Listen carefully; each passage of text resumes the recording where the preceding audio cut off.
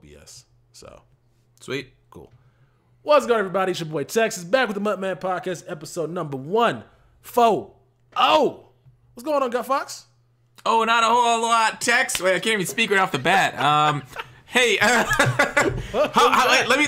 What's that? What was that? Like, I don't know. I was shifting my body and the air came out weird. I don't know. I was getting in my 3-point stats. What I get into whenever I'm recording the podcast. You know, ready to fire off the line for you. And let's just say the shift didn't work out so well for me. So Tex, let me hear Tex message this week. All right, my text message this week is how shitty DirecTV is. This happened this past weekend. So I called. So when you sign up for DirecTV first, they usually give you that free 3-month, like, you know, HBO, Stars, all that shit. And so I called in July to cancel because I didn't want it anymore. Because after the 3 months, they charge you for it. And I'm like, I'll just take it for free, then we'll cancel after the fact. And so I called in July to cancel, and they're like, all right, cool. What do you want to do? I'm like, I want to cancel this. They're like, do you not want to keep it? I'm like, no. We buy movies anyway. We go out and see them. We don't really need this channel. She was like, we can get you down to like this. I'm like, I don't really care. I'm not switching my phone plan. I'm not switching to your AT&T internet. Just cancel. Lady said, all right. And then come to find out, 4 months later, I look at my bill. I'm like, why is this money amount so high on the DirecTV? And she did not cancel us. And so I called back to be like, yo, why did you not cancel this? Why am I being billed like $60 extra a month for this DirecTV thing that I already called about to cancel? And then she was like, oh, the lady must have made a mistake. And then the same thing happened again where I'm like, all right, just go ahead and cancel it and give me my credit on my account. Lady was like, do you want to keep it and we'll reduce it? I'm like, I just fucking cancel it. Why are we having a conversation right now? I don't want it. Just cancel it. And I was like, why are you holding me hostage? And then I had to call the cancellation department and get that taken care of. But I got my credit, though. I got my $215 back. I think it's very relatable because that's something every single adult human being has to go through. So like that's like kind of like I had to drink water today. It's the same. Like everybody goes through that same shit. Like it's I don't know. They make it so difficult to squeeze a few extra dollars out of us. No, but it's terrible. Because I'm just like, I literally cannot be any more clear. I don't want this. Why are you forcing me to keep this? And then it was just a whole ordeal. I felt bad too because after I hung up, because she was just doing her job. But at some point, like you gotta understand, you're doing your job is pissing me off. Like figure out something else to do right now, because whatever totally this is, this ain't it, Chief. This ain't it. Yeah, you complaining about that reminded me of me complaining about fantasy football. I just want to say one thing. I'm the second leading scorer in my league. I'm in dead last place. Pretty pissed off. Hey, man. Draft let's move. Yeah, I guess. Here's the thing. I even drafted David Johnson, number 3 overall, and Rob Gronkowski in round 2, and I'm still the second highest scorer. I'm just saying, Gutfoxx, nobody cares about other people's fantasy nobody cares. Teams, so. Yeah, okay, whatever. You want to introduce the guest? Yes, a very special one. What is this? Second time? Maybe third? I'm not exactly sure. Scomo's our guest. Scomo, how many times you been on the podcast? I'm pretty sure this is my second time. Second time.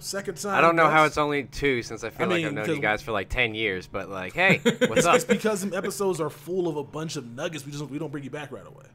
I mean, first question already when we started this thing was Gutfoxx was like, you want to start drama today or are we just chilling? I'm like, bro, we just chilling.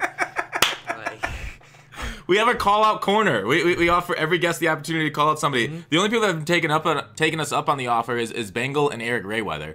So just saying, I offer it to everybody. But Scomo, he wants to live his life drama-free now. Is that correct? I mean, I try to. You know, I'm getting older, and I try not to stress out and freak out as much. You know, I try not to go nuclear as often, and I've been trying to be more friendly, you know, especially with streaming on Twitch now, and, like, people actually, like, have to, like, see me, and, like, I show my face every morning. I figure, like, I might not want to be such a jackass anymore, like, kind of be a little more chill. What if that's your brand? What if people come to you for those, you know, those comments, those hot takes, that jackassness? Are you letting them down? No, like, I'm still going to give my opinions, but I really just don't need to project it at anyone, you know, particularly. You know, I can keep it about subjects. Fair point. All right, let me get your opinion on Madden 19. Okay. Look at that segue. Spicy. Woo! Spicy. We like it. Smooth. It is. I mean, real quick. Madden 19 is only MUT. We don't care about CFM. We don't care about long shot. Right, Okay, right. MUT 19. Right. I mean, I really never think about those things when I think about Madden 19 or any Madden. So I mean, but I guess we could just sum it up and just pretty much say, like, all in all, it's, you know, a disappointment. And I mean, I hate to like be, you know, negative, because there are a lot of good things about Madden this year, and you can definitely see that like some of the teams, and like we know like how, you know, micromanaged EA is, but like some of the teams definitely, you know, put in work and tried to like do things, but like unfortunately all the teams didn't come together to make a great game. And I think just, you know, unfortunately with things that have happened within the community, gameplay, and just no growth. Like, the diehards are there, right? And like the people that love Madden, the people that are you know, Madden competitors, you know, they're gonna come back, but there's no growth from year to year. It's just, you know, the diehards stay along, and you know, there's no one new really coming in to like grow the community, bring any excitement. So I got a question for you. It's gonna be, let me know what you think. So if these hardcores people are gonna keep playing it every year, does their opinion matter? Or should EA just be focusing on more casual people they're trying to bring in? I mean, that's a hard decision. I mean, here I am already about to start drama, but like, you don't want to say like you don't care about like, you know, the core people. I mean, yes, you want to pay attention to the competitive guys, but once again, like, that's only 50 to 100 people. And I mean, just like other games, like, you got to be able to appeal to like a large audience. And like, I don't want to just say Fortnite, but like, you know, Call of Duty and like just a bunch of other games where it's not just top level players playing the game. You got to be able to enjoy the game at all levels of the game, whether a casual player, a competitive player, a try-hard player that just doesn't have time to be a competitive player. Like, there needs to be like 5 or 6 levels of players to be able to enjoy the game. And like, I feel like right now in Madden, all there is top players. Like, that's it. Yeah, in my opinion, I think a game's first responsibility is to be fun. Exactly. Tex, what do you think? I agree. I definitely agree. When I go into any game, so I've been playing a lot of Assassin's Creed Odyssey, and it's not Dark Souls because it doesn't need to be. It's all about the story. It's not about going into fighting a boss that's going to take you 7 hours to beat. It's a game that has a lot of fun in it. And so when I've played probably 100 hours of that game since I've got it.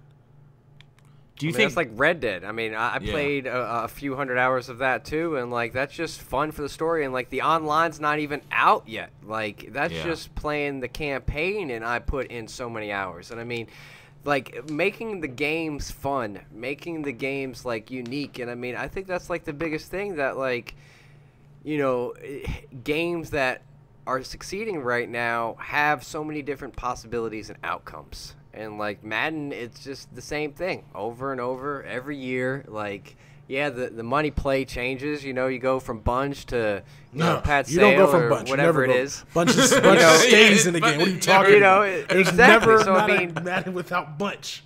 It's just the exact same thing. And I mean, you know, for the competitive player, like, that doesn't matter to them, because like, they're winning. And like, you know, competitive players just want to win.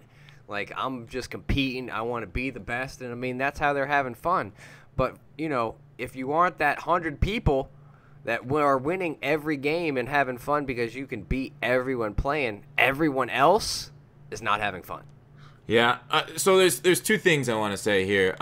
Tex, do you actually think Dark Souls? I've never played Dark Souls. Is that just not a fun experience at all? Like, I figure Dark Souls is pretty fun, right? If you like Dark Souls, you're a sadomasochist. Like, it's pretty much what it is. Like, so me and my buddy Kyle were playing. This is who I play all my games with. We game share on Xbox, and I'm like, bro, why am I playing this right now? I feel, because I hate games where you have to learn how to play to figure out how to beat a boss. You know what I'm saying? So you got to figure out. Oh, you got to die 5 times to figure out. Okay, this is the technique. I don't like that. I just want to go into a fight and just fight. I don't have to fucking die and then, okay, I got to do it this way. That's not fun to me.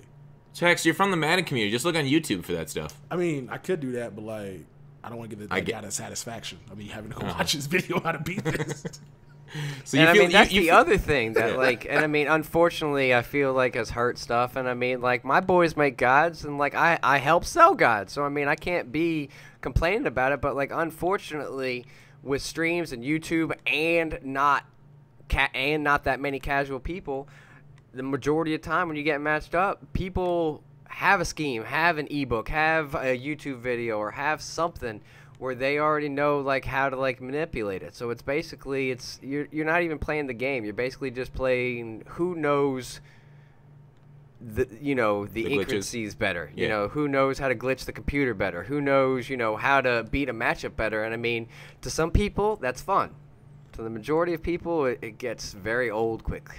Yeah, I've had a long-standing belief it's not the players playing the game that's the issue in running these plays, it's the developers. Like in any competitive game, if you see this in Call of Duty, if people are able to get onto the map or get outside the map somehow and shoot you to death, they will. It's on the developers to fix that, not the players necessarily to not use the most effective, or say like a gun is overpowered. Like a lot of people back when I played Call of Duty say like, oh the what was the gun? I don't know, a different gun. Like MP5. Only cheesers. Yeah, or in Battlefield 3 it was the shotgun with the explosive rounds. They're like, oh, you're just an explosive round cheeser. It's like, well, it's developers to balance their game. Like after fun, I think balance is the second most important part of developing a game. And the second part of what I was talking about earlier, outside of the Dark Souls not being fun, is like I don't think that's necessary. Like a competitive game, it's not completely mutually exclusive. A competitive game can also be very fun. Like having football.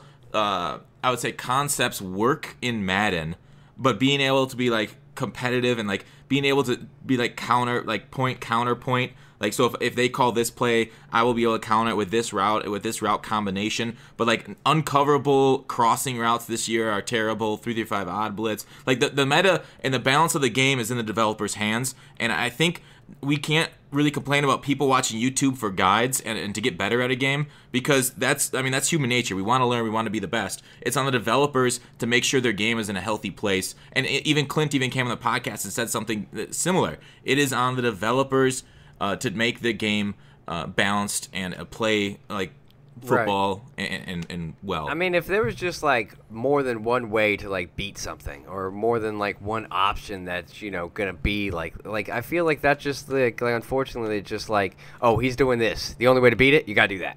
Like, the only way to beat it is I gotta do this? Like, that's it? Yeah, and that's why Bunch is so good, because it's so good at pass blocking, like those spammy blitzes. That's why it comes you got your tight end that you can block and your running back to block, and then you can ID and slide and stuff. And that's why Bunch is so popular, because for years it's been the best pass pro in the game.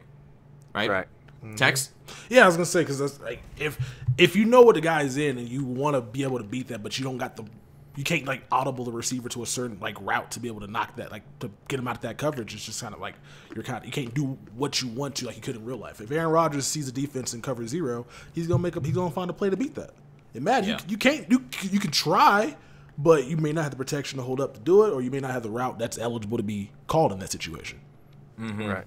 Like post or something. You gotta get a red chem to get like a deep post or a crosser. Yeah, I agree. So like, Scomo, what would you rate Mutt and the gameplay out of 10 separate, and then the overall rating for the game? And I mean, that's the other thing is like I feel like the Mutt team has done well. I mean, we're getting more content. Don't you why you gotta lie? Because we get more. Whoa. Okay, sorry. Go on. Sorry. Let's go. We'll finish. We do get a lot of content, right? Now, it might not always be content that we love. It might be why are they doing this, and it also definitely is going to cost too much the majority of the time. But the majority, we were getting content every day.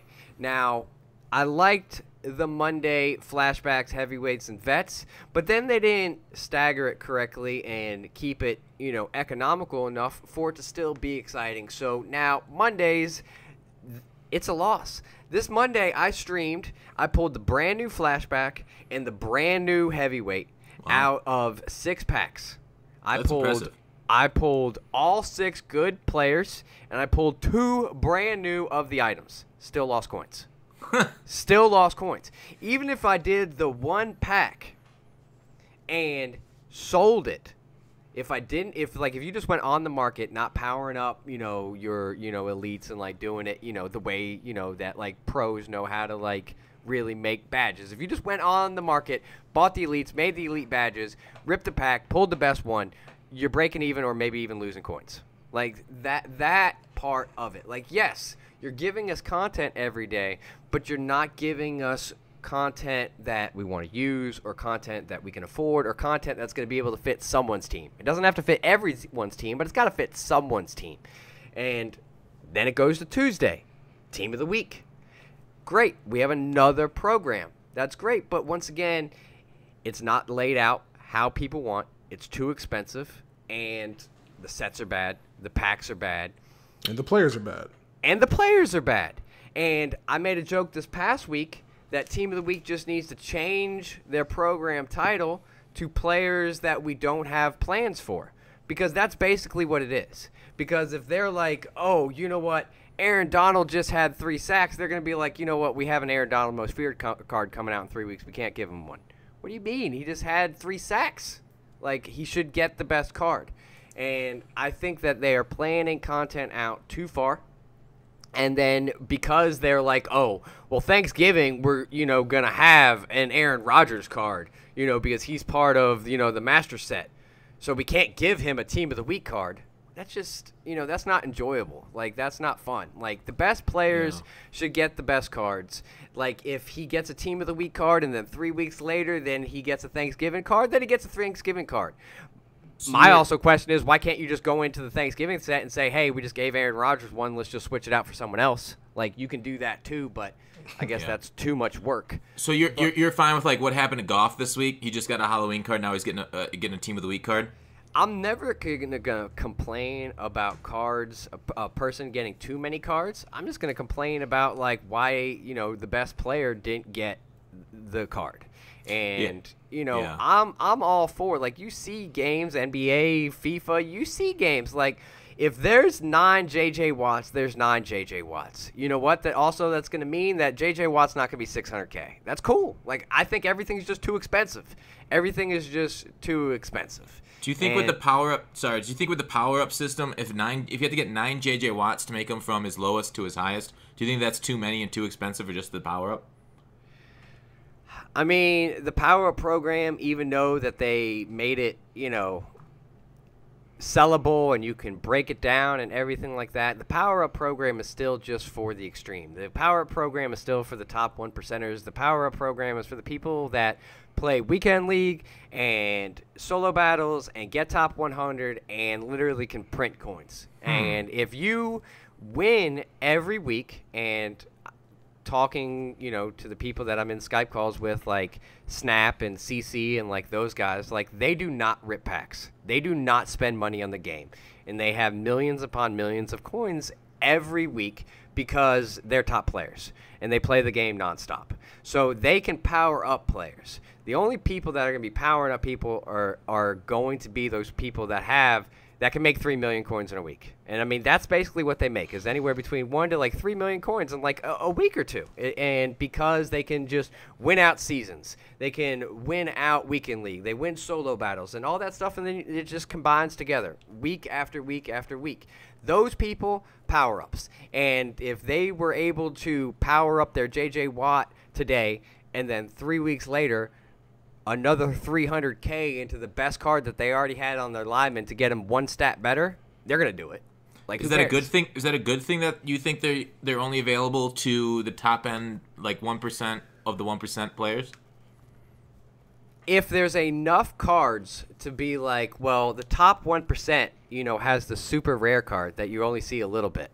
And then the guy underneath it has the, the click below him. And then, the guy that, finishes, 150th, and the guy that finishes 200. Like, the tier of your card that you have accessible should be based on how much time, how well, and everything like that. And I would have no problem with the top 100 people having the top 100 cards. And then if you're, if you don't play 25 weekend league games and all the solo battles and you only can play a few hours, then hey, maybe you don't have tier 15 JJ Watt. You only have tier 13 JJ Watt. Well, that's fair enough to me. You didn't finish top 100. You didn't play all the hours. You didn't put in all the time.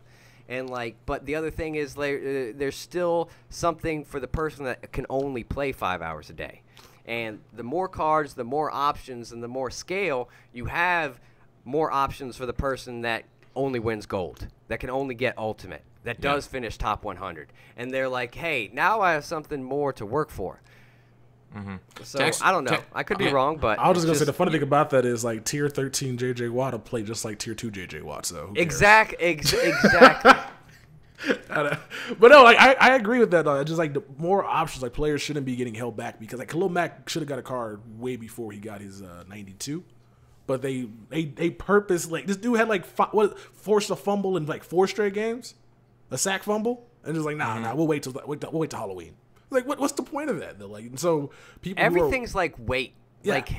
Everything is weight, and like even like when you talk about like the master program, like we're gonna have a master program that's gonna come out on Friday, right? We're gonna get the Thanksgiving program, and I'm gonna be the idiot that's gonna go live at 10:30 like right away and rip all the packs and do the set and get one of the first ones, and it's gonna cost a ridiculous amount of money, and everyone's gonna be like, well, you shouldn't do it right away. Well, it just came out. Like it's a video game, like. I understand that, like, I want it now, but, like, it came out. Like, it's the holiday promo. I want to be able to play with it now. Like, I shouldn't have to wait a week or two for people to rip packs, for the market to come out, for awards to come out, and actually, odds to get better and stuff like that to actually make it affordable. And, like, that's another frustration. Like, if you were a new player and you didn't play Madden, and Thanksgiving or Christmas comes along, and you like football, and you maybe see stuff on Twitter, and you're like, holy cow, I can get on the game right now and play for a few hours and grind this and do that, and then maybe have Walter Payton tomorrow, and it only costs me $50. I think that would bring a lot more people to actually play the game and be excited about the game consistently. But there is no, I need to get on Madden right now anymore because everything is like, oh, the packs are going to be too expensive. The market's going to be too expensive. I'm just going to wait until get the card next week. Like if you talk to any, smart Madden player, smart money, MUTcoin guy or anything, they don't get a card right away. They wait. Like that can't be the move to bring excitement and bring new players. No one wants to wait.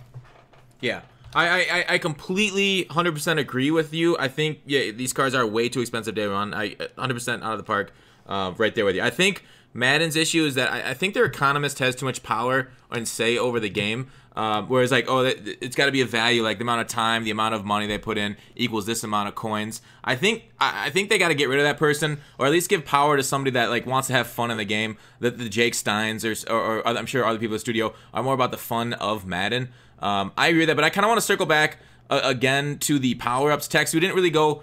I want to go more in depth with that like power-up talk because that's your like wheelhouse right there. So do you really think that power-up should only be accessible to the top percentage? Because you don't consider yourself a top percentage head-to-head player, but you have a whole lot of power-ups.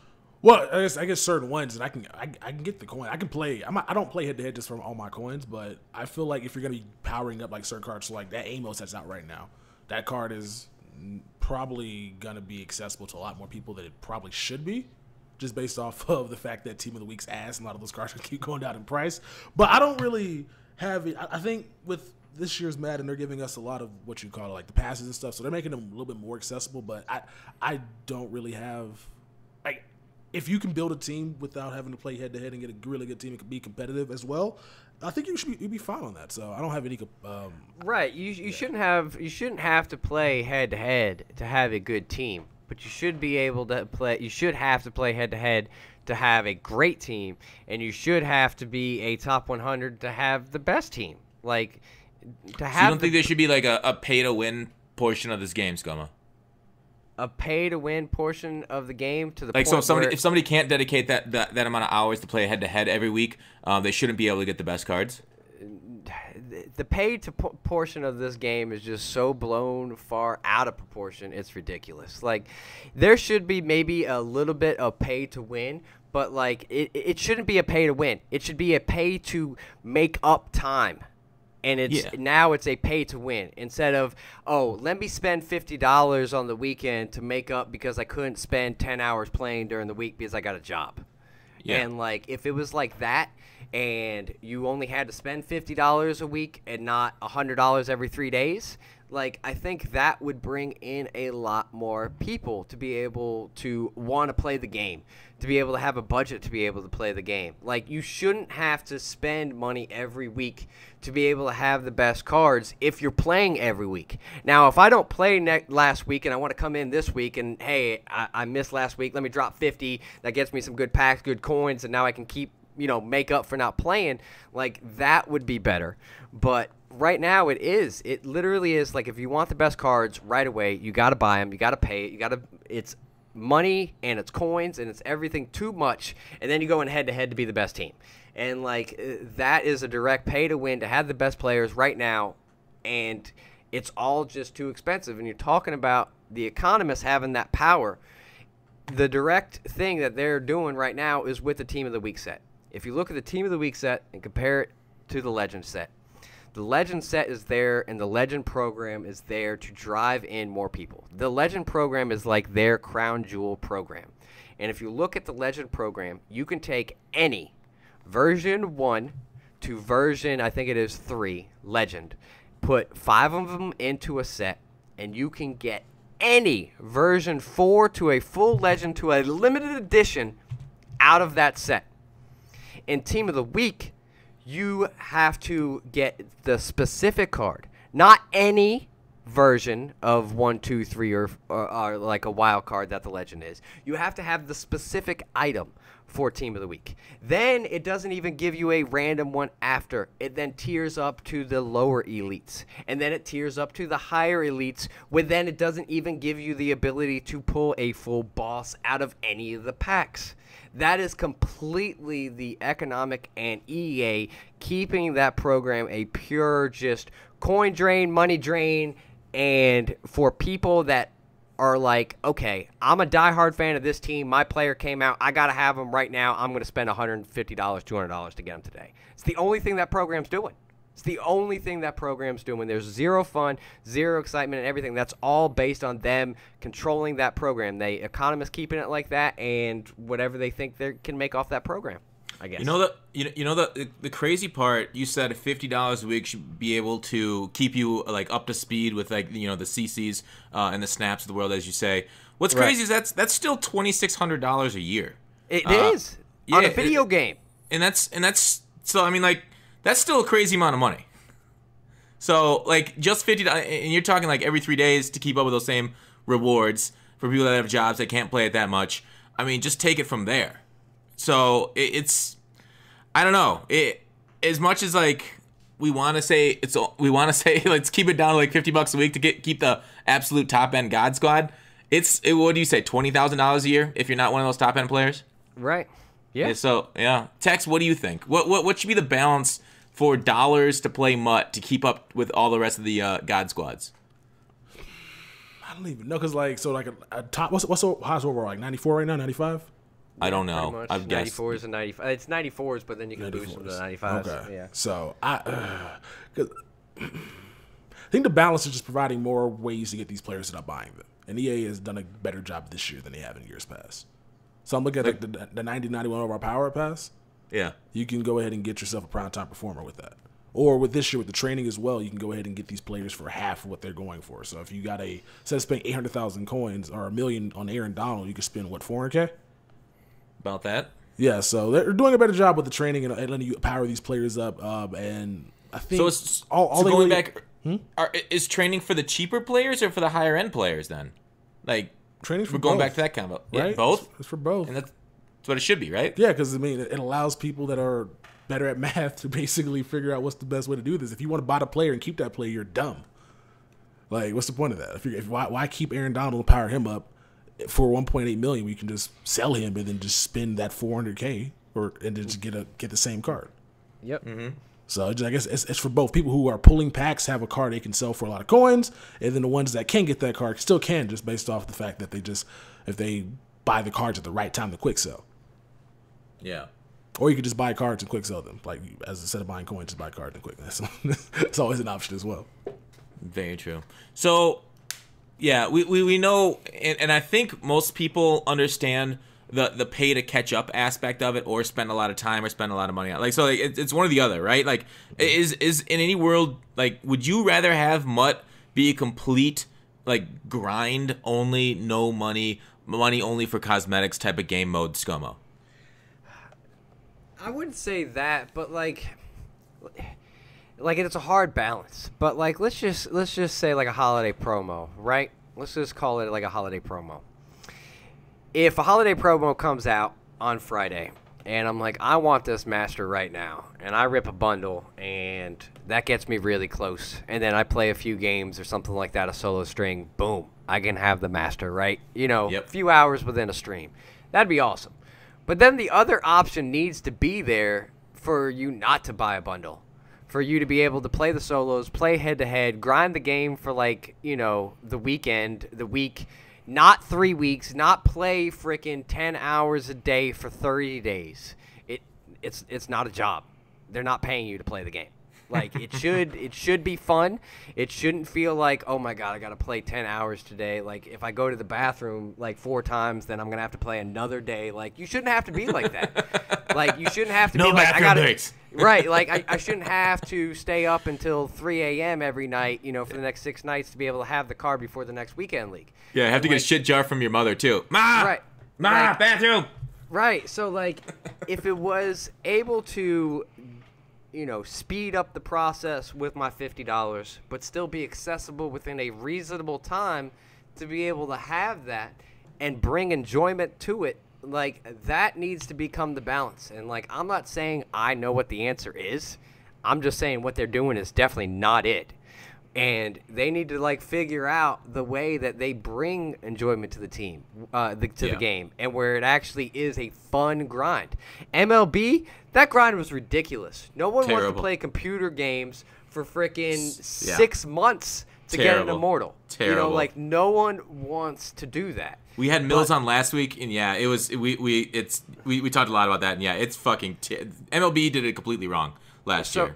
We won't go into much about it. You got to just, like, find a balance to where it's going to be. And, I mean, I know it sounds crazy, but, like, if Walter Payton drops on Friday and I get on the game Friday and I can't spend $50, by Sunday night I should have Walter Payton. Even if I don't spend the money. Like, I should. Or, like, maybe, or you can maybe even say, like, to Thursday or something. Like, maybe, like, oh, if I play all the way to, like, Thursday and get some collectibles and do some other stuff, then I'll get Walter Payton Thursday. Like, it just should be faster. Like, it should cost as much, and it just should be more enjoyable that more people would be able to want and come and play the game. So you believe every single promo master should be able to be free to play to get that promo master? If we want the game to grow, and we want the community to grow, and we want actually hundreds of thousands of people to want to play the game every day and watch the content and have people, then yes. It's the only way it's going to happen. How, like, if people want to be greedy, then the game will never grow. Do you think it's sometimes is it too easy to get some of the achievements? Like, what do you think about MUT Master this year? Like, was it too easy to get Shaz in your opinion? I don't think that was too easy because, like, that's like a master, right? And I mean, I don't mind, like, a consistent grind, and, like, I kind of like, you know, how they do, like, the Ricky Williams with, like, the tiers, and, like, he gets bigger and stuff like that, and, like, that kind of stuff is cool. But, like, once again, like, with the master, you should have had to play more online, like, ranked games. Like, I think, you know, playing, like, squads and some of the other stuff, like, maybe, like, could have ranked out, and, like, once again, like, what if they had a special tier for your Shazier?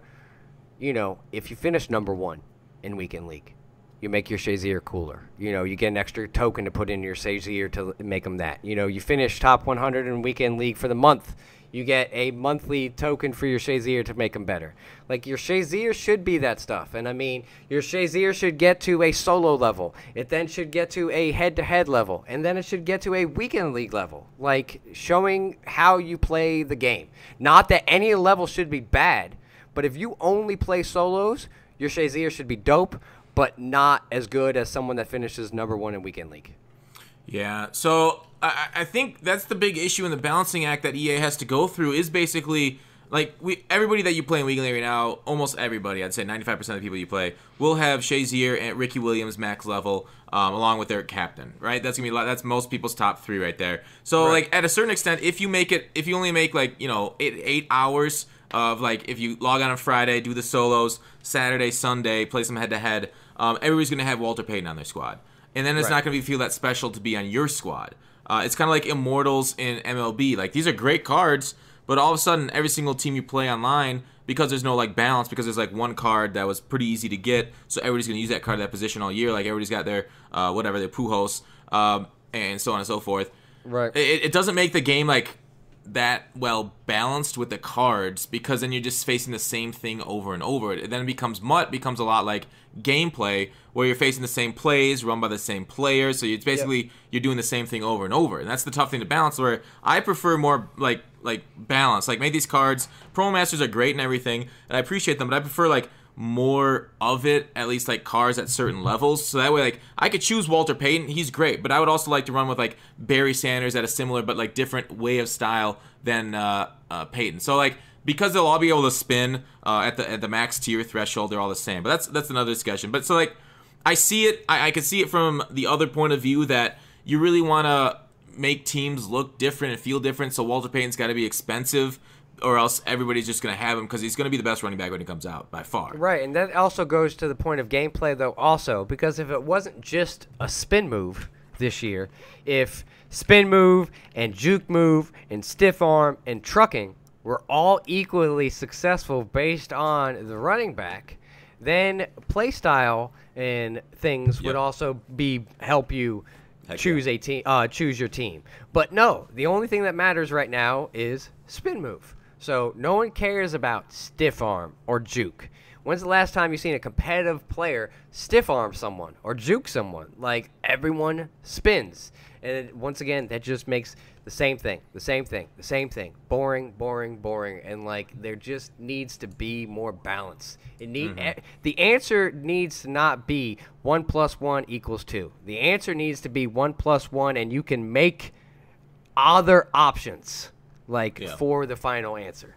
Tex, what's your opinion on this whole thing, on how easy it is to get master cards, and the differences in teams and MUT, and how stale teams are with the masters? So with that, if we got a way we can grind all weekend long to get these master cards, and you said that major issue be everybody have these cards, all EA has to do is just make events around certain cards, like how MLB does. We've been talking about this for 3 years, where you may see Walter Payton on like everybody's team in like head to head, but what about a weekend league where it's just like AFC South players? And then you got kind of forced to use a different running back because he plays for the NFC North. So it's ways around that, so you're not really getting the same teams over and over again. But that's just something that we probably won't get until next year's Madden. So.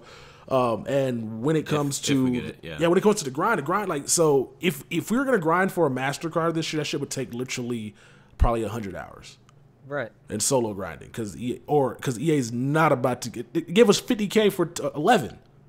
They're not about. You hear of people, you'll see people on Twitter like, "Oh, I got the Master for free," and you're like, "Well, how'd I get it for free?" And they're like, "Well, I played on 6 different farm accounts, and I played 17 hours a day." And you're like, "Oh, awesome, got it." Yeah. So that's how you got it. Or work in the auction house. That's not free. Like, to me, like, spending like 10 hours a day on 6 different accounts, like, that's not free.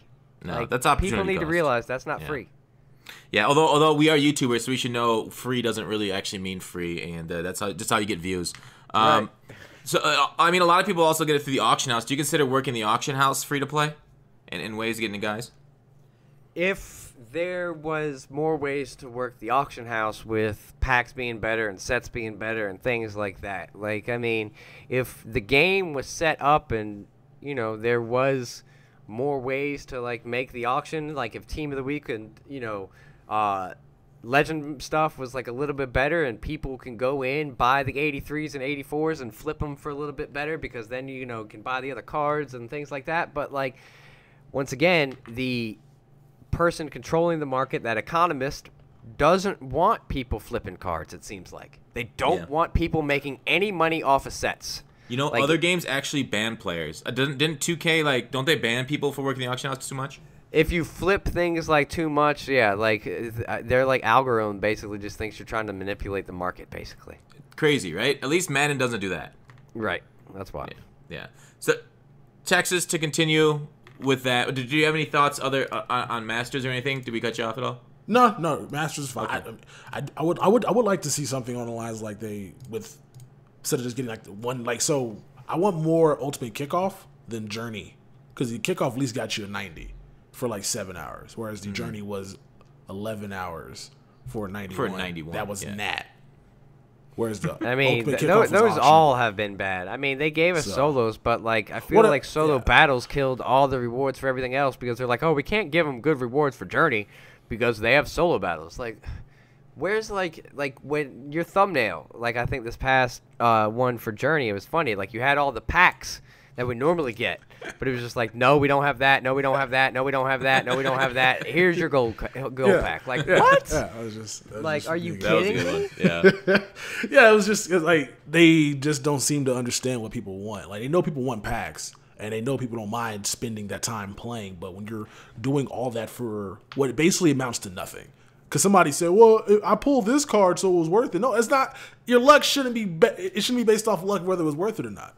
And it's literally is someone in the office saying we can't give them that much. Like it's an update to your game. You want people to come back, make that Journey awesome. So what? Oh, they get to play Journey and solo battles this weekend. Ooh, exciting! The packs they're gonna get are still gonna be trash anyways, but at least give them the packs.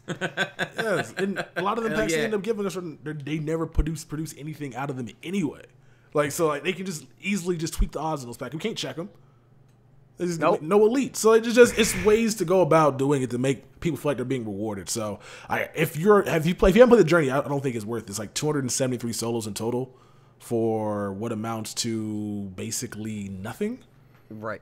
A Legend to 91 and some coins, right? Yeah. The only reason why you're playing it is like you're literally like under the age of 18. You have an 86 overall team. You have no money that you can ever spend on the game. You barely get to play the game, and you just grind a few stuff because you finally want a freaking corner, I guess. I don't know. I wouldn't even do that then because, like, so the reason why I said play the first Journey was because at the time they had a timeout glitch where if you reset the game, all the timeouts got taken away. Okay. When they give the CPU timeouts, especially 3, that means that when they call them, unless you're up by 17, they basically extend the game by a minute. So basically, like 173 solos are being extended by a minute. They just want you to play another 2 hours. Yeah, no what the fuck is this? Like, it doesn't make any sense. So another 2 hours. Yeah, another 2 hours because I don't know how what bot they got at EA that programs the time. Like, okay, so we want all these solos to take 11 hours, and they just go through and just spit them out. But it's the worst thing in the world. So I honestly, if you're gonna, I'm more mad they didn't bring back the gauntlet they did last year. I mean, the veteran gauntlet and the rookie gauntlet are fine, but it's not like the gauntlet Unleashed was last year. Right. Which was actually rewarding for the most part, especially if you knew how to cheese. There was a lot of things that I liked that were, like, those big packs from the solo strings were awesome because people would save up all kinds of packs from that. And then the other thing they took away this year was the random level packs. You remember all the fire that we pulled out last year and people were just like, oh, I finally, like, leveled up. And, like, you would get, like, a level pack and open that thing up and it would be a random pack. And you would get full legends out of these random packs. And, like, every level, like, there was a coin and money option, but none of those, everything was already set. Once again, there was no excitement. There was no, maybe I can get the best card in the game. There's a chance I can make coins. No, there wasn't. It was spend this, get that. Spend this, get that. Play this, spend this, get that. Like, that's not exciting. That doesn't drive people to be like, ooh, I should go play and see what I can get. You know what you're going to get. It literally says right there. That's what you're going to get. Same thing as the other 5,000 people that played. Yeah. Texas, thoughts?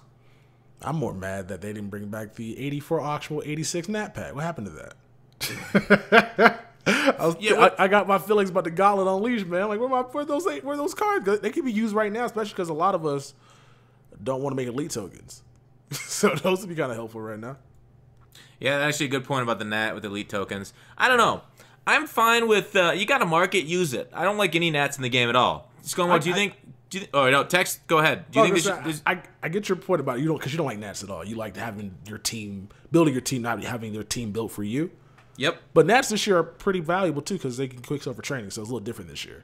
So if you get an 89 that you're not going to use, you can just always quick sell it. Yeah, but you get double without it being Nat. True, but why would you quick sell that card then at that point? Because it's the easiest way to get training. Well, I know, but why would you probably go sell in the auction block then at that point? Yeah, or you could take the training. It give you an option. I like options. That's Tex. an option. I mean, I get you. What? Yeah. No, options are good. Options are always good. I mean, you like options, but you never pull Legends Fantasy Packs. What you talking about? What? Okay, what? Where's this? I will say I have pulled them in the past, but I don't know. It's kind of a false equivalency, right? Like you just throw me curveballs here. I swung and I missed. Tex, nice. You got like a Clayton Kershaw curveball right there. Even since they made him with coins, you don't rip them too much. Even for coins? No, coins is even worse. No, I'll rip them with money. But yeah, coins are a loss. I'll spend $15 on them, but not my coins. Yeah, when you burn through a couple 100,000 coins a week on just trying out new players right when they come out for like reviews and shit, it's yeah. I don't know. It's weird. I shouldn't value coins more than money, but I really do because of that issue. So. That's my messed up. All right, let's move on. I've been shredding through coins. I had like 10 million coins. Holy shit! How did you do that? I had 10 million coins before. I think it was Most Feared. I had 10 million coins. I think when Most Feared promo started, because I was spending money on every promo. Right, the packs would come out. Team of the week, I would buy them and sell everything. The packs would come out Friday. I'd buy everything and sell it. And I stopped. I literally haven't spent $1 on packs since Most Feared. And I just been ripping all the packs with coins. So I saved probably $1,000, but I lost my 10 million coins. I got like 3 mil left. Oh damn! So yeah, that's quite the trade-off. Talk about coins to cash value. What are you guys talking about? Did you guys see that EA allowed us to use cash to buy coins straight up on Sunday for like 3 hours, where they put in a pack into the store, the normal Sunday uniform upgrade or update. And it allowed you to choose one of 5, was it Harvester uniforms, or for the $5, choose a 50,000 coin quick sell. So it was an easy way to get from cash to coins. And I loved it. I was ranting and raving on Market Monday about how this is good to give us an option cause that way we don't have to actually use our money to rip a bundle, then to sell those cards on the market to get the card we actually desire. It went more the MLB The Show way, which I prefer. You buy your stubs and either you can rip packs, which are even worse than MLB, or you can buy that card off the auction house. I preferred that way of doing it over the EA way. Let me know what you guys think. Like, do you think Scomo Madden does it better, where they don't allow you to buy coins and you have to buy packs only, or do you like the MLB way better? I hate saying that I like the MLB better. Wait, why do you hate that? What? Just because you hate everything MLB or what? It's just, once again, it's just too expensive. Like, I like the MLB way better if it was still capped. Like, I don't want cards on the market to be $500 and literally have to like take $500, buy the stubs, and then go buy a card for $500. Like, isn't that just a market reacting to how valuable a card is? Yeah, but I also at that point I just think the market should be capped, and I know people are not gonna like that, but like just like how my team caps their stuff at like 100,000 MT, like I would not be mad at all if. But if there's a cap, like cap on. MLB had a cap 2 years ago, and then like no Trout showed up on the market because they were worth more than 500,000 stubs. So like if you put a cap in, that restricts the economy in other ways, where a card is worth more than that. Nobody's gonna sell that on the market for 500K. They're going to go through like a coin seller or something, so you'll never see it on the market at all. I mean, that's worse, right? If you make the card so rare and then also make the cap too high, I mean, the 500,000 stubs is still $500. Like the cap this year was $1,000. Like the cap for the card should be like $100. And like then it's not like that's what they do for like my team. Like so like you have the cards that like sell for like 80K, but then like the next best cards are like 50K, 60K. So it's like it's not that big of a difference. So like no one's gonna be selling those cards on the black market. Like no one's gonna take the time to like sell a card on the black market if you're only making $3. People are gonna do it if the cards are $300. And when the cards are $300, that's the problem. Yeah. So what does the cap solve if the card being too expensive is the problem? The cap is just a part of the problem because once again, the cap is still just gonna be regulated by the company controlling the market with pack odds. Yeah. So can't they just fix it through pack odds and not having to put an artificial cap on it? They could to a point.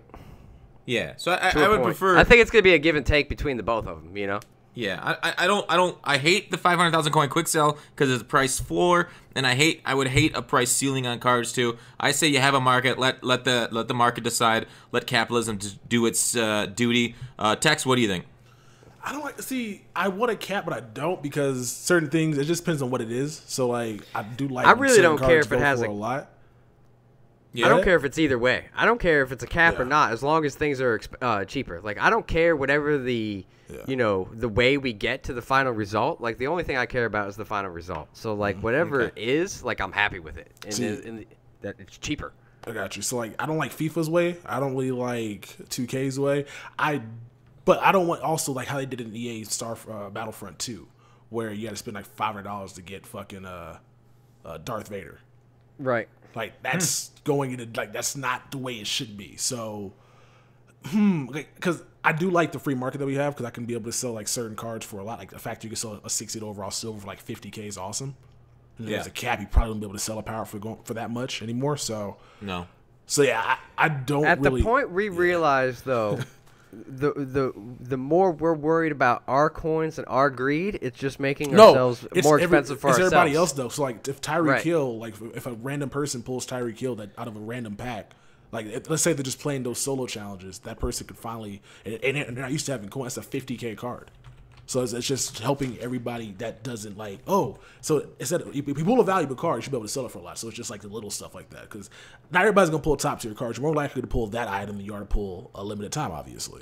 So it's just kind of, on the market, just nice to have those 10K, 30K, 40K low tier silver cards. Yeah, I mean, it's definitely possible because, I mean, if we go back and look at, like, MUTMen, the good old days, Madden 12 and things like that, like, you could go in and rip a legend bundle for, 35,000 coins or whatever, like 135,000 coins. You get the whole bundle. It was like 14 packs, and you go through and you rip the packs, you sell the cards, you keep on going, you get what you want.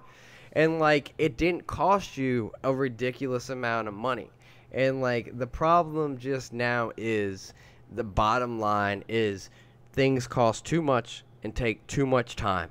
And because the game is repetitive, is too expensive, and takes too much time, there isn't any casual players saying, hey, let me pick up Madden and play it this weekend.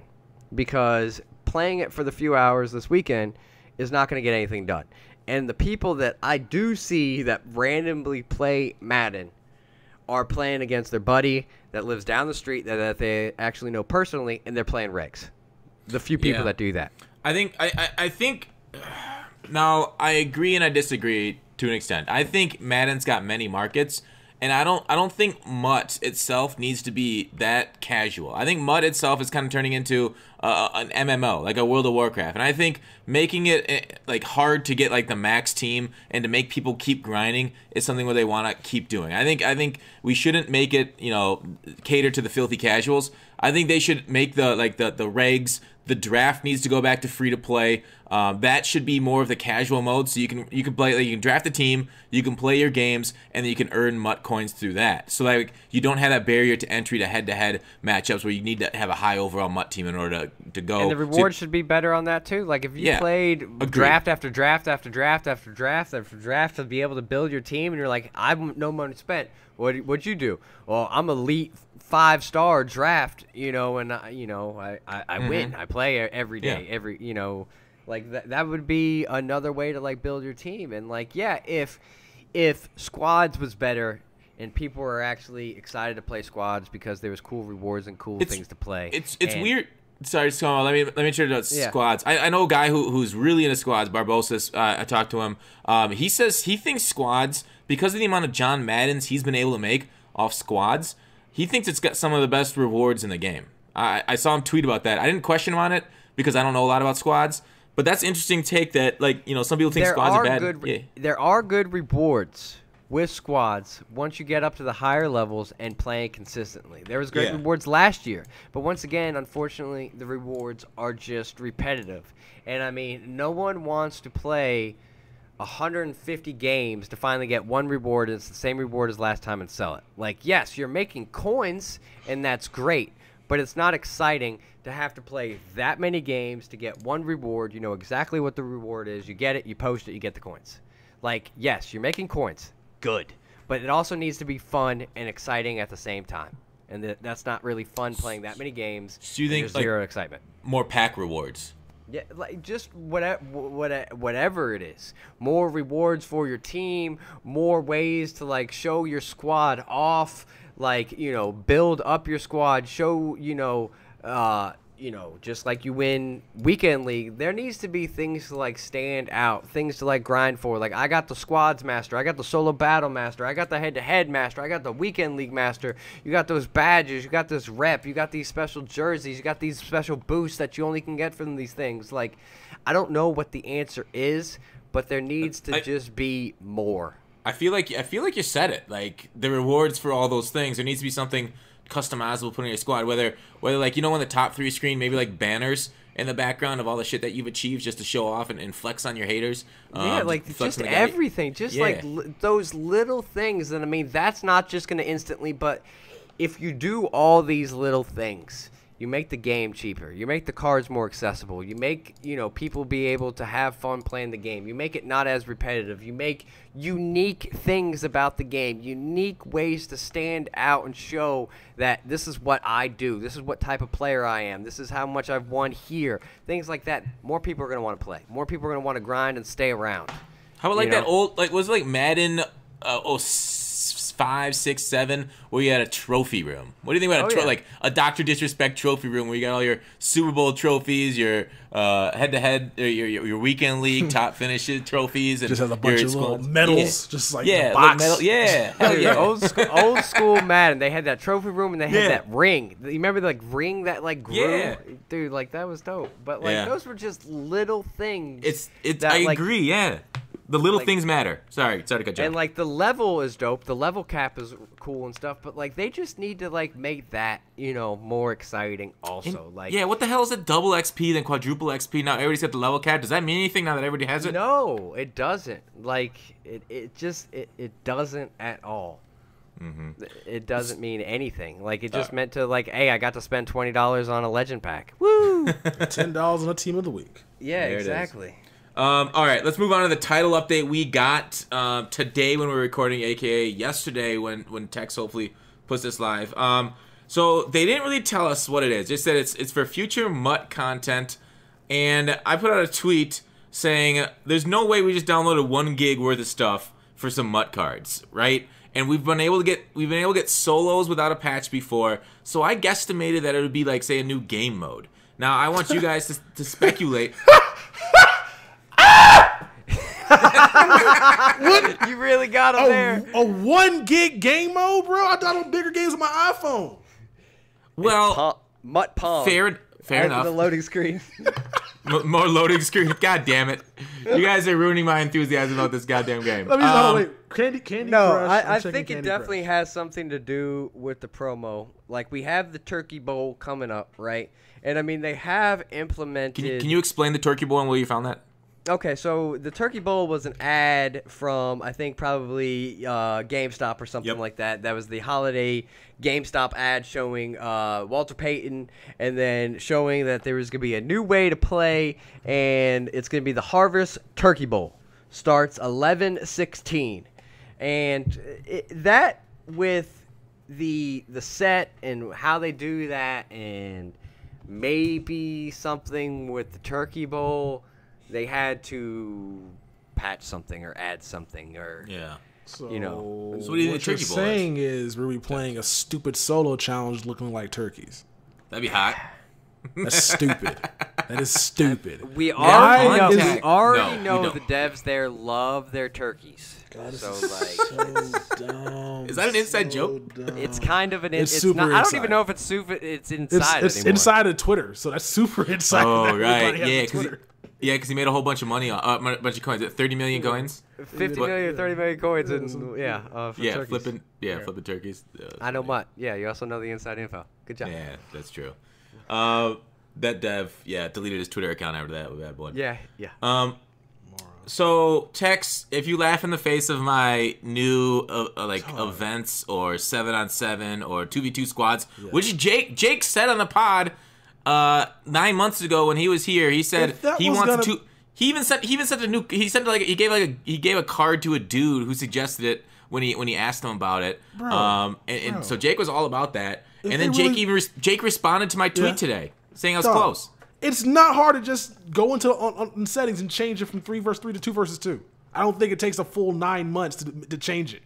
I don't know enough about coding to say otherwise. I don't. I'm not, well, I mean, you just obviously just take I one line know away. You take two Jake. lines away. Jake loves squads. It's probably his favorite thing to play, and he plays it a lot. maybe And Jake he's should always fix wanted the, like a weekend league also, but like he's gonna anything that they can do with squads, he'll probably say yes to. Like, oh, we can do that. Let's do it. Maybe Jake should fix the issue where somebody in squads, I don't know, catches a pass and you try to go block for him and you can't fucking move. How about fix that? Tell me how you feel.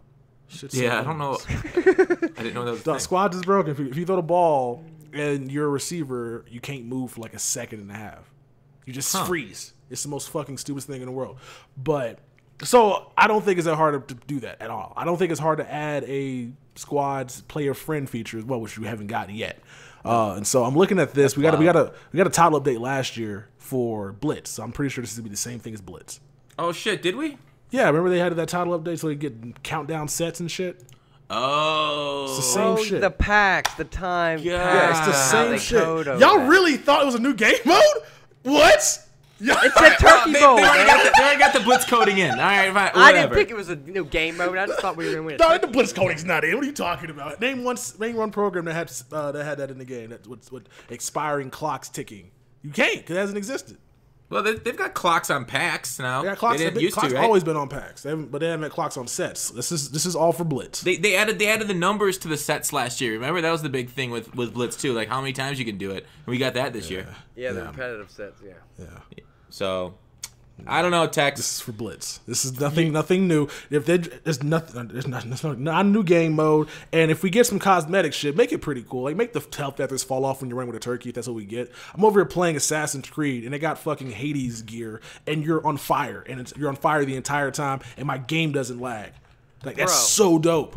The Red Dead in the snow with the horse like going like the footprints and like those these other games just absolutely Fortnite, put like to shame. the fucking glowing uniform. Like Madden does the bare minimum. If you're gonna fucking maybe spend, I'm not spending money on just a uniform, yo. Make that shit neon green and shine. Make that Imagine if EA tried to do like a global event like Fortnite did, and like you just like load into a game and like everyone, no matter if you're playing like head-to-head solos or like no matter draft champs or whatever, like a global event is gonna happen to the stadium at the same time. I think like EA would like crash and burn their server. Like no one would have any idea what was going on. That sounds too fun and not competitive enough, Scomo. I don't know. Right? I don't know if I'm with you on that one. But here's the thing. I feel like Texas just Ebenezer Scrooged me.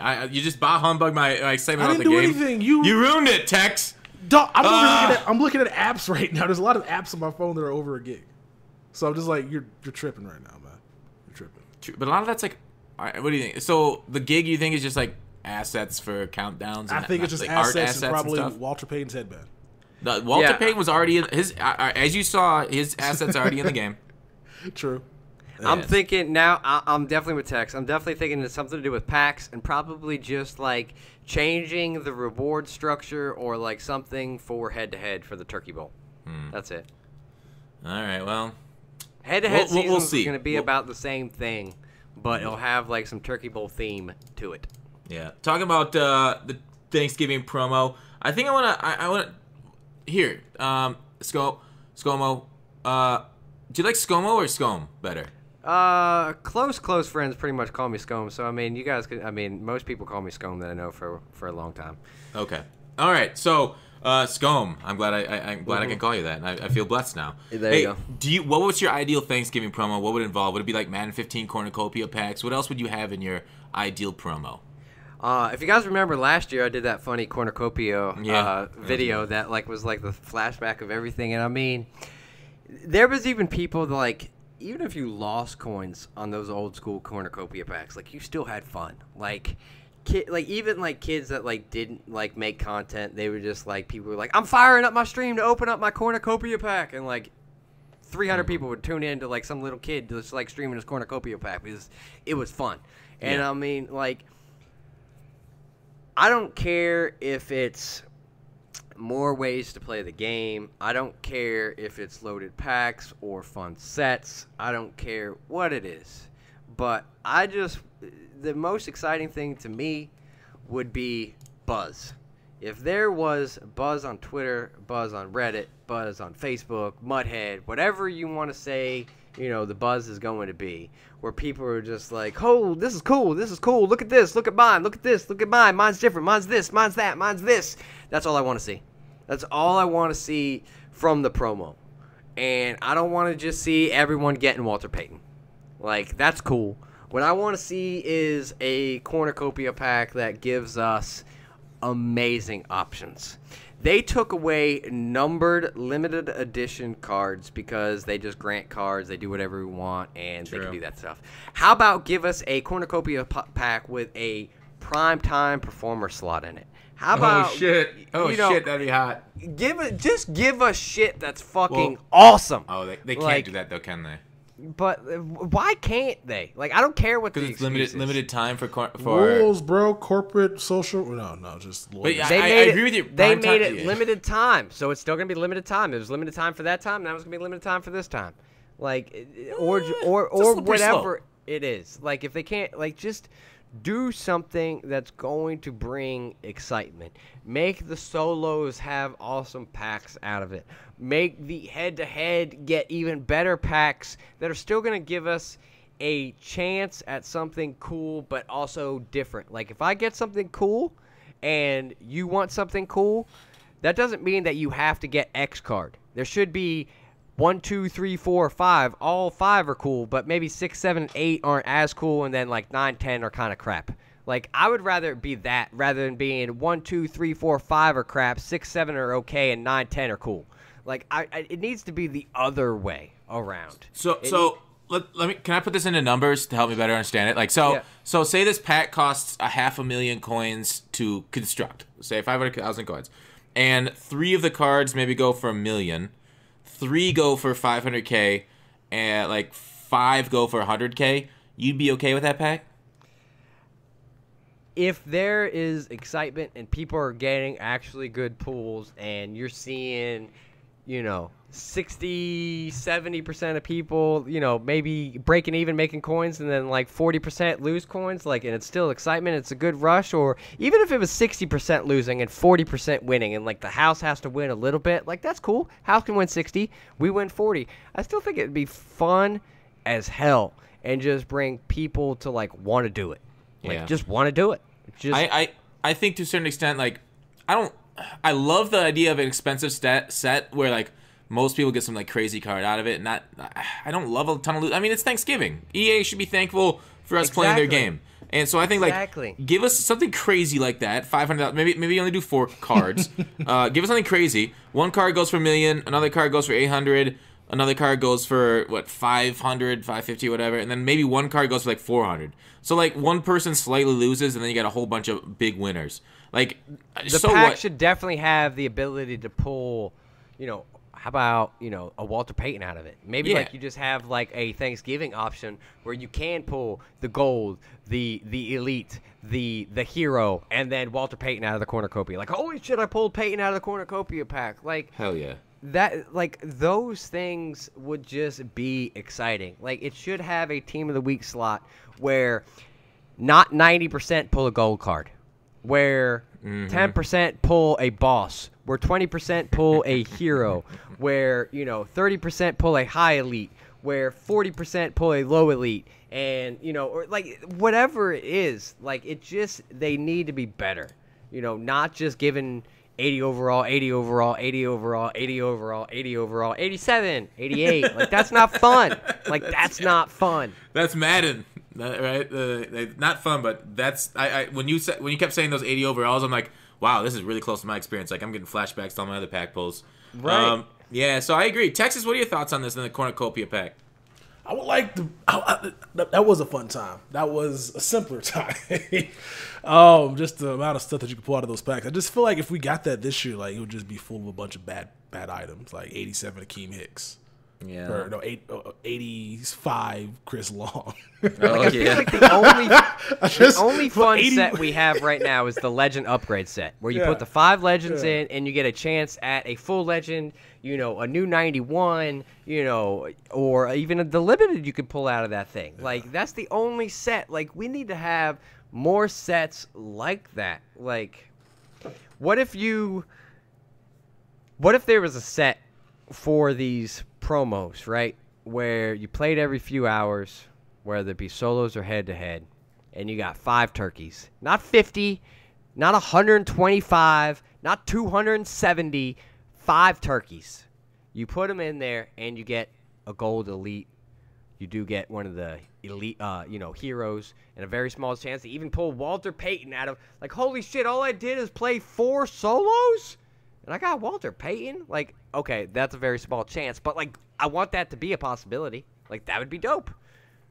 Or, hey, I played all my solos. I got all these turkeys. I opened up all the packs. And, it took me 6 days. But now I got Walter Payton.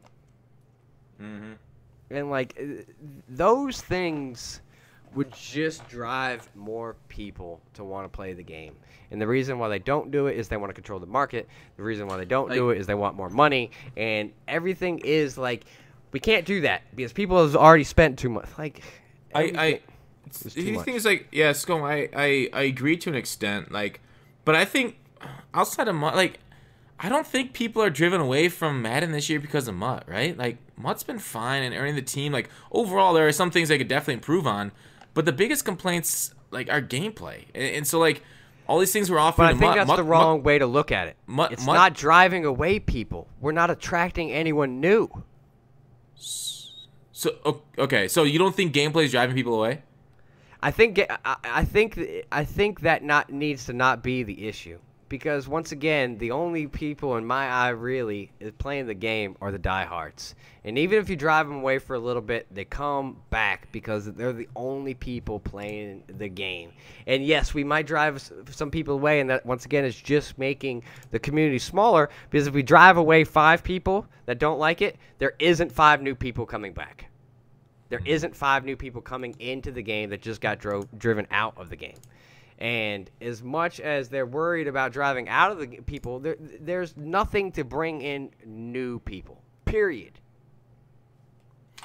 I get you. Yeah, and that makes a lot of sense. Tex, what do you think about that? Like, bringing new people versus driving them away? Yeah, because, like, even the mode that brought in people 2 years ago is not free no more. So if you were on the fence about playing because you don't have the money to compete, you could just play Draft Champions for free. Mm-hmm. Now you can't. Yeah. And so your only in is just to go play solos, which are awful. And then if you don't know what solos you should play, then you're wasting your time. Like, if you don't come into the game immediately play the veteran gauntlet, and some of them are capped too. I forgot about that. So you can't even play the veteran gauntlet for a chance to improve your team until you get to level 40. And so you got to play the regular. Actually, is the regular gauntlet unlocked already, or is that like something you have to unlock at level 10?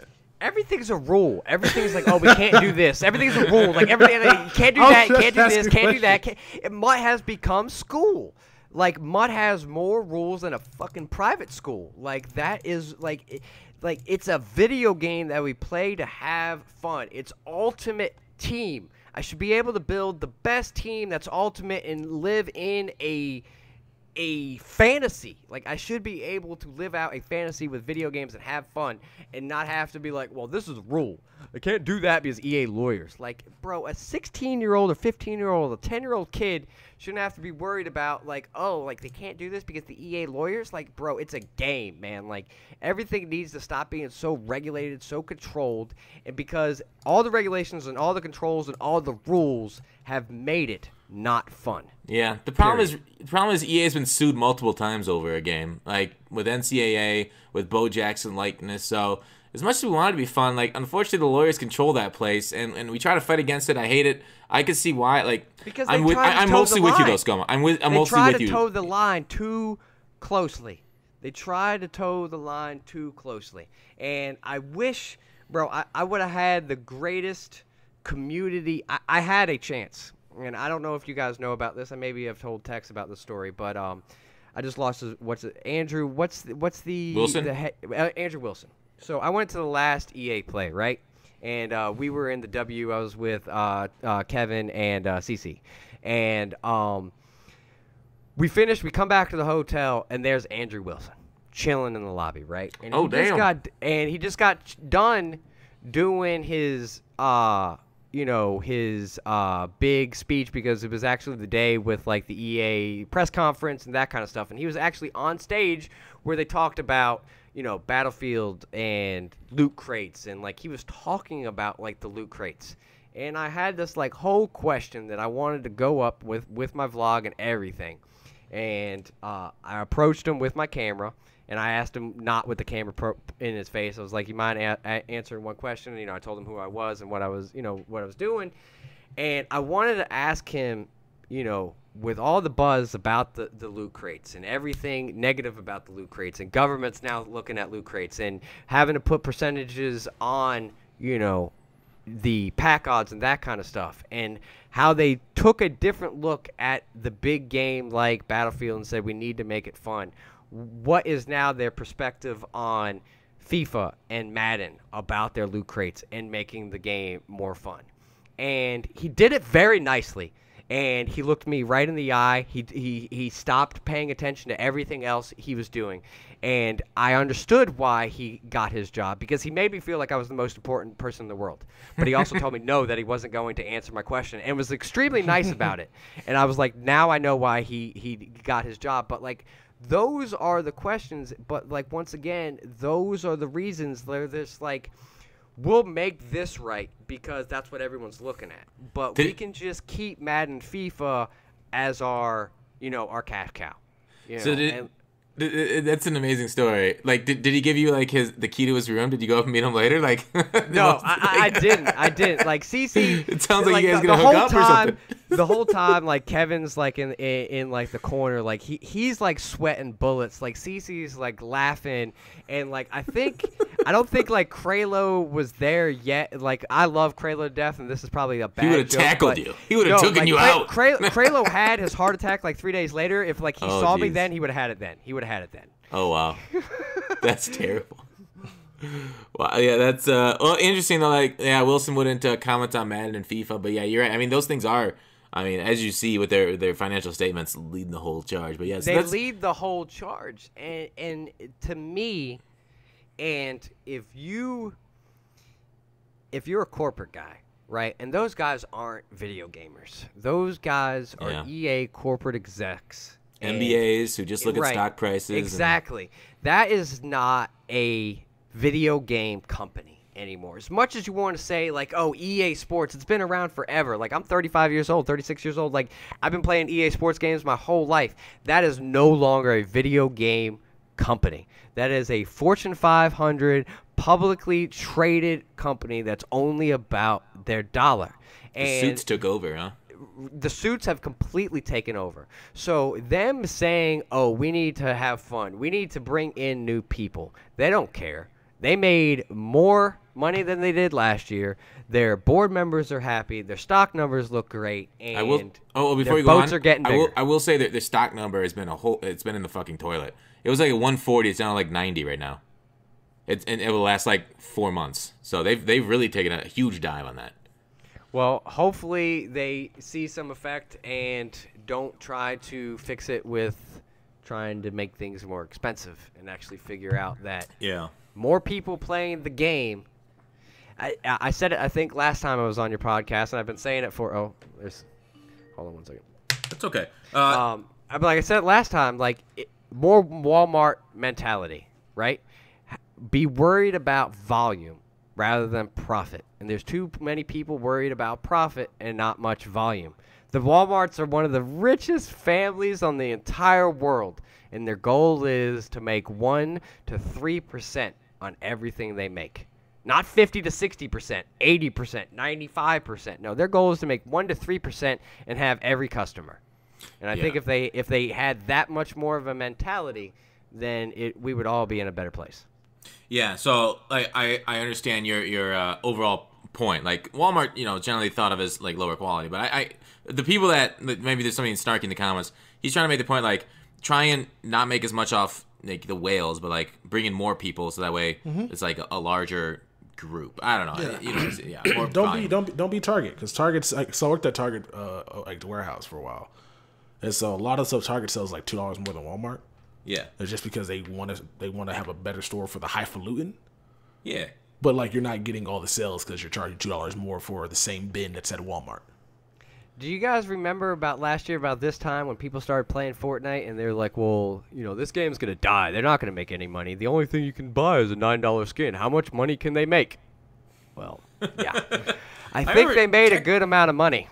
Tex was like the OG like Fortnite lover. Remember when you said that last 2 summers ago? You're like, this Fortnite's gonna be huge. I'm like, what? It's just like a battle royale game. You're like, you said it was the zombies mode that you thought you liked, right? The Save the World. I liked zombies mode and Save the World, and then I was playing the other one, and then I was like, download Fortnite, everybody. Nobody wanted to download it until then everybody downloaded it. So I should have bought stock. So I should have did it. Yeah, and Epic for sure. All right, so. With Sweetness coming out, I think we've had this is our I guess Sweetness has been in 16 was last time, so he's not really new. But is it with Legends? Do we not get enough of them every year? Do you feel like we've had 6 new ones this year that haven't been in MUT before? Is 6 new Legends a year enough in your only 6? Yeah. Wow. Yeah. We counted them on stream 2 days ago. Somebody made I think Lobo and another person made a list, and they both came to the same conclusion based off the last 5 or 6 MUTs. Like Bobby Bell is a brand new person in MUT. There's a couple other ones. So is 6 new ones 3 months into the game? Is that enough new Legends, Scomo? I hate to say they don't do enough Legends because they give us 3 every week. But right? It's been the Literally same way every week. Yeah, but it's been the same way since Madden 25. And how big has the game grown, at least revenue-wise, in the last 5-6 years? Of course. I mean, the answer is never they don't have enough money. They have enough money to be able to do whatever they want to do. What if they wanted to kill a man in the middle of Central Park? They have enough lawyers to make sure that no one knows about that. They could literally kill someone in front of 100 people and no one that wouldn't even hit Twitter. It would just never exist. Never happened. Then never the man happened. did not have a family. Never happened. Exactly. But no. It just kind of lost my train of thought. With Legends, are we getting enough new Legends?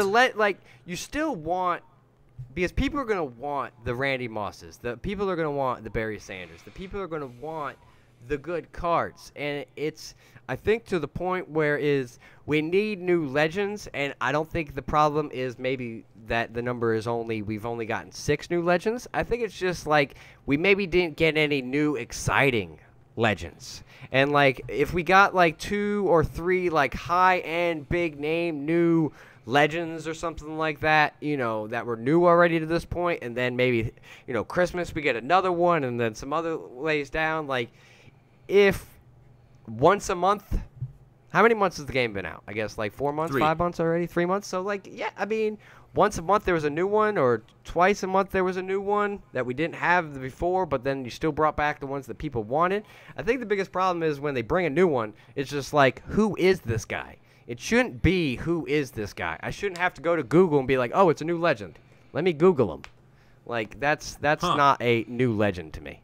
That's a unique take. Because I'm all for as many as possible. I put a video out and I said I want some of the Legends that maybe weren't amazing players, like Hall of Fame level talents, but they were great for my team because theme teams are so big this year. Like the Antoine Randall-Els, the Cordell Stewarts for the Steelers, at least. Like those talented guys of the past. Those that maybe are still marketable names. Like that's gonna be better. Like the guy that we just had, and I can't even remember what. Bobby Bell. Bobby Bell. That dude won a Super Bowl. He was a Hall of Fame, player. He went to college. They won national championships. Like if you look at the dude's resume.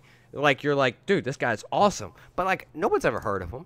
No one's ever heard of that dude. Is it kind of like Night Train Lane, though? Not many people knew of Night Train Lane before he was in Madden for a few years. Well, not nobody. But, like, he's not, like, a huge name that pops out in people's memory unless you're a fan of Madden. That's just also because he's just really old. And, like, the older those guys going to get, it's going to get to the point. And, yes, Bobby Bell's also old, too. But, like, you're going to have to find the balance of where, like, yes, like, people are going to want someone that, maybe didn't make it to the Hall of Fame, but they were exciting. But once again, I think it's very, very easy for them to do a test market to 100 people and say, do you know who this player is? Yes or no? If the majority of the people say no, then even if it's a new player, that maybe isn't the best option. Interesting. I for Family Feud of quarterbacks and Family Feud is just theme style. Yeah, I like that. I for one like Mutt teaching us about the history of the NFL and maybe teaching us about guys that we didn't know. Tex, what's your opinion on it? I would like for them to do something like that, but they don't even like put the time into like informing you about what they're really good at. Just put stuff in the back of the card. It's like this guy did this. Hey, now if you want to know information about it, look him up. No. Like, people know about Night Train Lane now, but no one really knows that he was, single singles as INT leader and like that kind of stuff. Like no one knows that.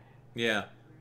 So, all right. I think the last topic I want to talk to you, Scomo, about you're spending a lot of time on 2K and grinding that, and you said before the podcast you want to go pro in 2K. So why is it that like you play a lot of Madden, 2K, MLB. Why is it 2K the game that you decided you kind of want to try to be pro? You want to really play it hard. What is it? Is it something with the pro circuit they have, or is it just the gameplay itself that you like better than Madden?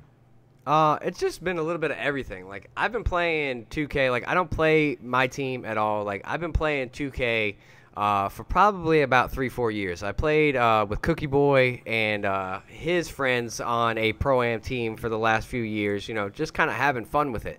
And then last year when they made basically the NBA league off the 2K stuff, like that just was really interesting to me. And like I just enjoy playing with people and like the whole like team aspect of the 5 friends in a call playing a game, grinding together, working together and stuff like that to me is just a more appealing game style. Like being able to play with a team, and like if you look at the successful games, they are more team oriented games. They can be, if the esport is, organization, like this team has this team has that, they travel to teams and like there's different events and things like that.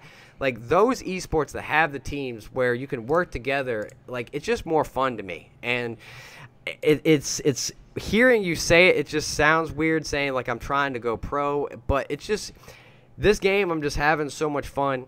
You're able to compete, I feel like, at a high level. I am going to qualify, I guess, for the Combine. You had to win 100 games within the rec or Pro-Am part of the game with keeping it over a 50% win percentage. So you had to be able to play with people, you had to be able to win games, and you had to be able to win a lot of games. And that then just puts me in the draft for the Combine to play to potentially get drafted.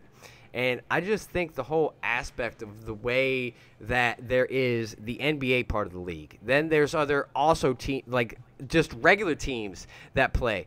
If you look at the 2K comp circuit, there is so many different types of teams. There's different leagues. There's tournaments. There's all kinds of different things. And it's only been going on for about a year, not even. And it's all just team organized. Those people that get drafted into the 2K league get to live in a house. They get paid a salary. They get dental insurance. They get health insurance. They get a 401k plan. They also get represented by the NBA team that helps them actually promote themselves and promote their players and actually help them grow and like give them opportunities and other sponsors and like things like that. Like that whole aspect of it compared to Madden just seems leaps and bounds better. And yes, has to do with the NBA buying in more to the esport than the NFL is buying more into the Madden esport. Yeah. But it's just it is a lot more fun being able to, like, when you're competing in Madden. And, like, yeah, like, you see, like, these guys, like, you know, they have their little Madden teams and stuff like that, and they lab together and stuff. But you're literally just playing by yourself. Like, to me, like, this last, like, 14 days, like, hopping in a call with, like, 4 other people and, like, grinding to get these wins and getting better and working on stuff, like, together. Like, defense, like, is literally everyone moving together. And, like, it's just so much fun to me. And, like, that is, I guess, been the excitement. It's just playing with people instead of just by myself, I guess. Yeah, I get you. Like, a part of that, like, isn't that partly a downside? Are you forced to move into a house? Like, for a man that you know, are pretty well established where you are, like, are you going to have to move there? No, I would definitely have to move. Like, I already told the wife, like, yeah, I mean, I have my own house. I'm 36 years old, you know. And they're going to force you to move into another house? But, like, you know, like, it's only that's for a huge few downside. That's terrible. I mean, I guess for, like, some people it would be, you know, a downside. You know, I'm probably going to be one of the oldest people that are probably going to qualify. So, but, like, the majority of the people are going to be, like, 18 years old.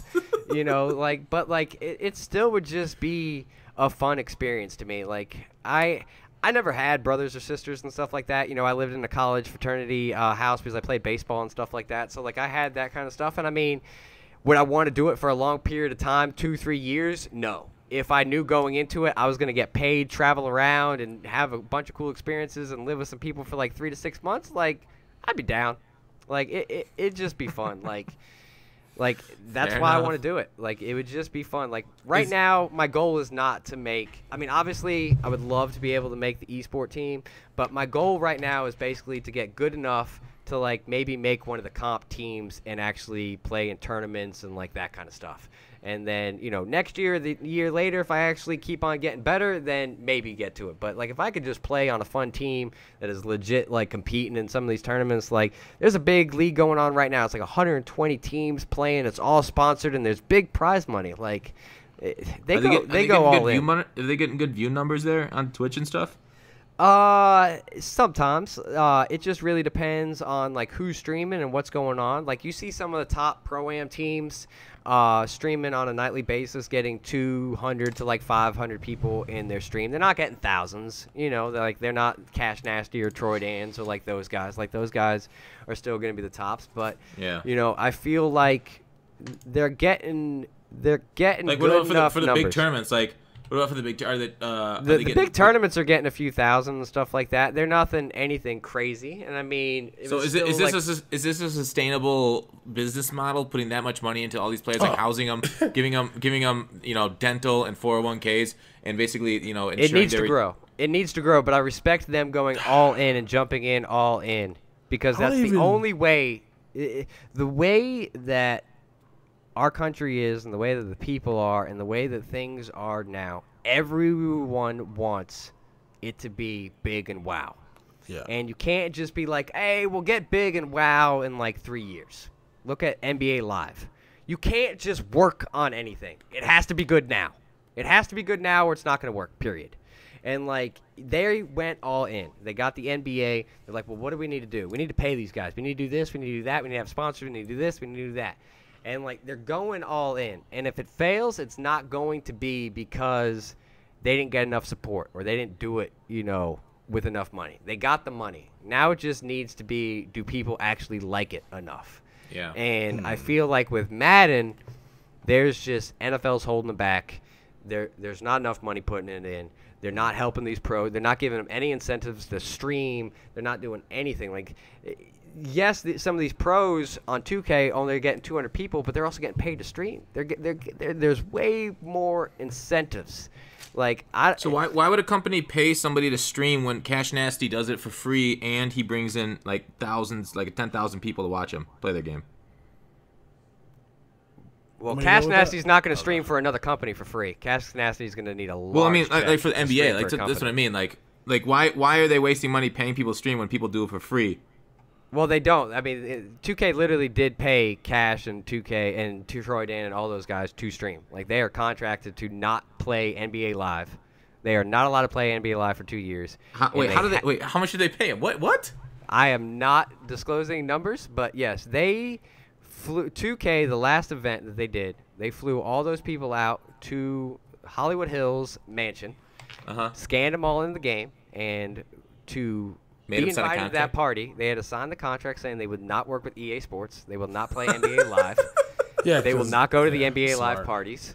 That they will do. They signed that they have to do like a certain amount of like tweets with like different programs. Like if you notice, like when the Kareem Day came out, like certain guys tweeted out a very, very word-specific tweet that happened to go on multiple accounts. Did they put #ad in there or not? Some do, some don't.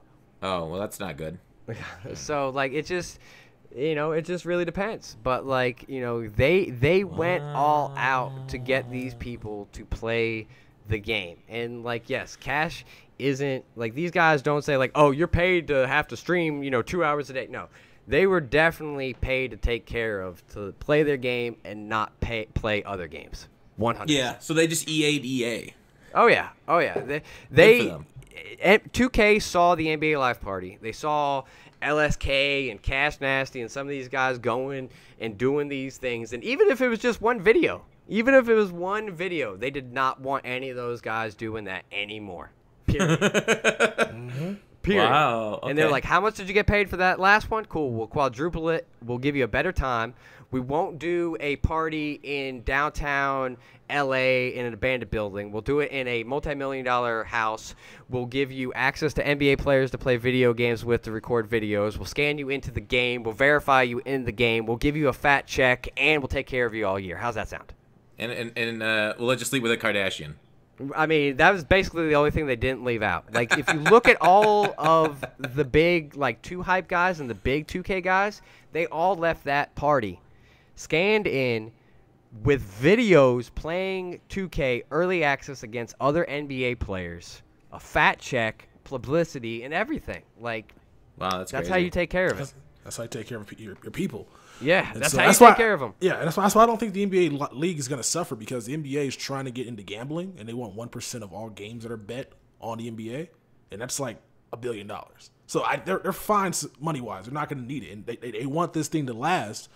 Not even, they want this thing to just be existed, because it's an outlet for those that aren't gifted like LeBron or Steph Curry to have something they can strive towards. How the fuck is the NBA going to tax something?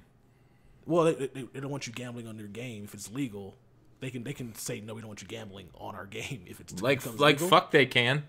They can. Only the government can tell you what you can and can't do. Like the NBA's got that kind of fucking. They got that clout. They got that clout. Yeah, maybe they like. I'm telling you, bro. They got Adam Silver. You think Adam Silver's laying down taxes? Adam Silver wants into gambling and is like, we'll let you bet on us, but how the fuck is the NBA gonna say what a private business can do or an individual can do? I'm pretty sure. Well, no, it's not. This is like bookies and shit.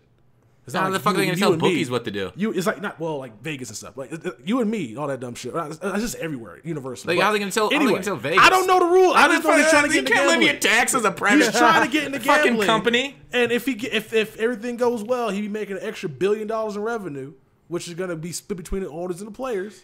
It's true. I guess they could pass a law to do that. You're right. If they lobby the government, they can do anything you want. I guess. Yeah. True. Money will buy it. They'll figure out how to make it happen, and then they already have the G League, which is not making them any money, and they're paying their players $100,000 a year to be in the G League.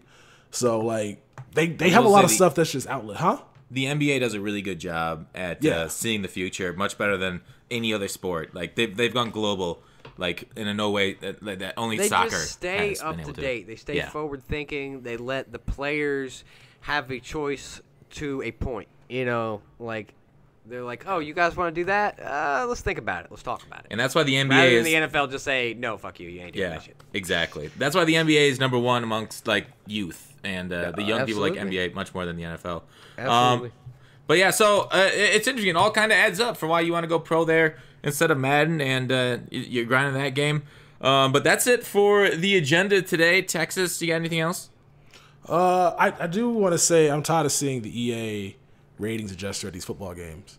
Pay your game changers. Why? What? Pay your game changers. Stop paying for these sideline seats. It's. I don't think they're paying. Isn't it just like Clip going there for like? I mean, it's a lot of people are going there, but I saw my man J Rogue. Shout out to you, good guy on Twitter that posts all the content. I mean, that wasn't free.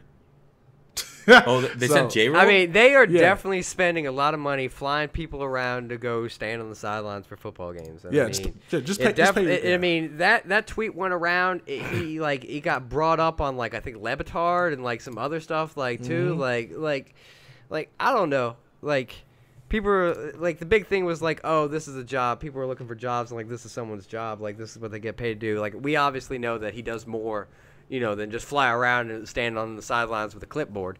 But like at the same time, like when you're talking about budgets and you can't pay your competitive players to stream and you can't pay them enough to, come to more events, and you can't do that stuff, and flights are too expensive. Well, how about not fly Clint 20 times to football games? Like, there you go. You can judge ratings better while watching at home. I can literally sit in Red Zone and watch all the games and judge ratings based off that. They aren't even adjusting the ratings enough and don't even care enough that you're literally saying to me that Clinton is like, man, he came out that block at like 86 strength, man, not 89 strength. Like, hold on. I think it's more of a marketing thing. Let's like, be it's just more, so dumb. It's just so dumb. Right? Yeah, it is. That's all it is. All it is a marketing thing. Yeah, which, I mean, isn't the worst thing. We're all three of us are in marketing, right? They can market their fucking game changers and pay them some money to put some videos up.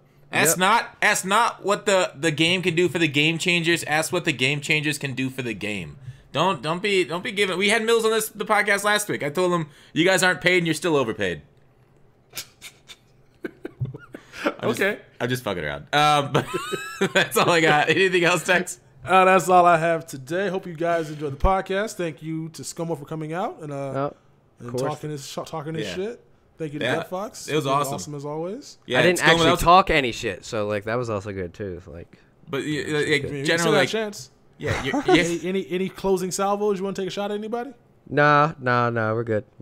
All right. I'm chill. No. But Scomo, I just want to say, like, no, really do appreciate you. You're well spoken. You got a lot of great opinions. You're an old school, OG Mutt person. It's always good to have you on because I think this game. It's got some ways to go still, and it's always good to hear from you. And I do appreciate that you're like so like open and upfront, and basically you want what's best for the game. And you even said before this podcast, you talked about how you like to just bring up topics of conversation, even so sometimes maybe you don't think you're right, but you just love hearing about it and want to make and hear and engage the community and make it better overall. And I really do appreciate that out of you and how you are for the community. I'm never scared to like say anything. Like even though like as soon as I say it, I'm like, yeah, that was pretty dumb. But like, I think me saying dumb stuff is better than just people not saying anything at all. And I mean, yes, I get extreme. Yes, I get loud. And like the people that really know me, and like a few weeks ago, like E-Rock even like tweeted out or something like that, saying like everything stems from like my passion. Like, I wouldn't get mad if I didn't care. Like, if I just didn't care, like, I wouldn't get mad. Like, I just take my check, do my video, take my sponsor check, and just move on with the day. Not even interact with anyone, never tweet anything, don't care. But, like, unfortunately, like, I do care. I do have a passion, and, like, I do get aggravated. And, like, yes, I do get extreme. But I feel like if you want to get to a middle ground, you don't just ask for the middle. You have to ask for the other end of the spectrum for people to actually come to a middle. So I guess I'm the other end of the spectrum. Yeah, it is good to have that balance. So really appreciate it. Scomo, keep on doing what you do, man. Absolutely, guys. I appreciate you guys. Yeah, thanks. All right, we'll see y'all next week. All right. See you, Tex.